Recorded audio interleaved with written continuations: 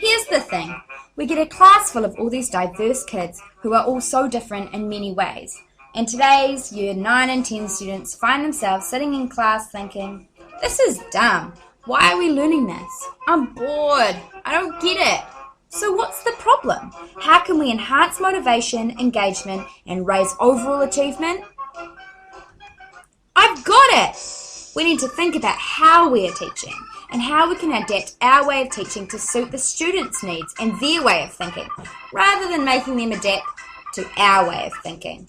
So as you can see, this requires a shift in pedagogy. Let's explore how to go about it.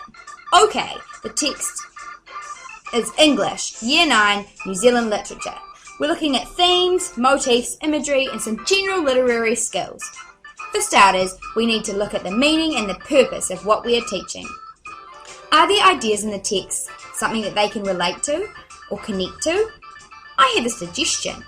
Let's change the traditional method of everyone reading the same book and offer a range of extracts with different topics that the students are interested in. Here's a few examples. Margaret Mayhew's The Changeover, magic, teen heroine, family, romance. Hamish Clayton's Wolf, war, Māori history, warriors, violence, iwi. Joy Cowley's Hunter, adventure, plane crashes, survival, friendship. A range of topics, same underlying concepts and skills being taught. Bingo! New Zealand is multicultural and we need to value, appreciate and maximise this in our classroom. As we build relationships with our students, we get to know about them and their culture, whatever that may be. Through studying a range of texts, including New Zealand texts, students may be able to relate to some of the places, references and themes in the writing. We are able to explore ideas of multicultural through the text and look at some language. So, autonomy, the big one. We know this is key to raising motivation. Wouldn't it be a boring world if we were all the same? Through studying different extracts, we can then make links between the texts, thinking critically as we share, discuss and examine them. By creating a task list based on Bloom's taxonomy, we allow the students to make their own path through the learning, choose their own challenges and express creativity. No teacher telling you what to do. Brilliant! This also means that the learning is differentiated for all students as well. As students choose their own extracts, they automatically form groups based on the extracts they have chosen. I have adapted a business-like model for this situation. The idea is that each group is their own company and their job is to investigate the text through weekly tasks from Bloom and then hold their own weekly meetings where they report, present and discuss their findings in the meeting.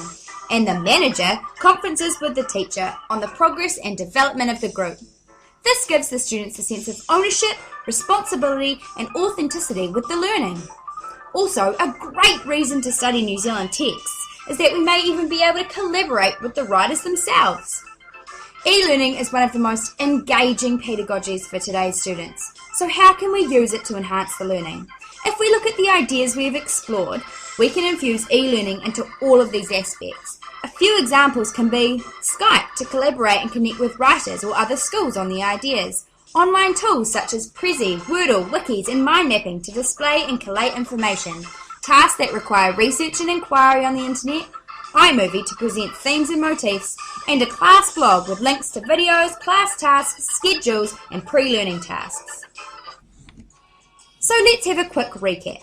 To engage, motivate and raise achievement, we need to shift the pedagogy to a more student-centered approach.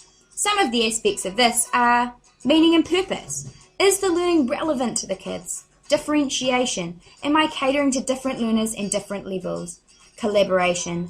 Do the kids have opportunities to share and discuss their ideas? Autonomy. How can I give the kids choice over what and how they learn? Culture. Am I capitalizing on the rich diversity of the cultures in my classroom? E-learning. How can I infuse the learning with this engaging tool? I hope some of these ideas have allowed you to think about the shift in pedagogy that is needed to create a dynamic and engaging classroom that improves motivation and achievement all round. Thanks for listening. Don't forget to fill out the feedback form.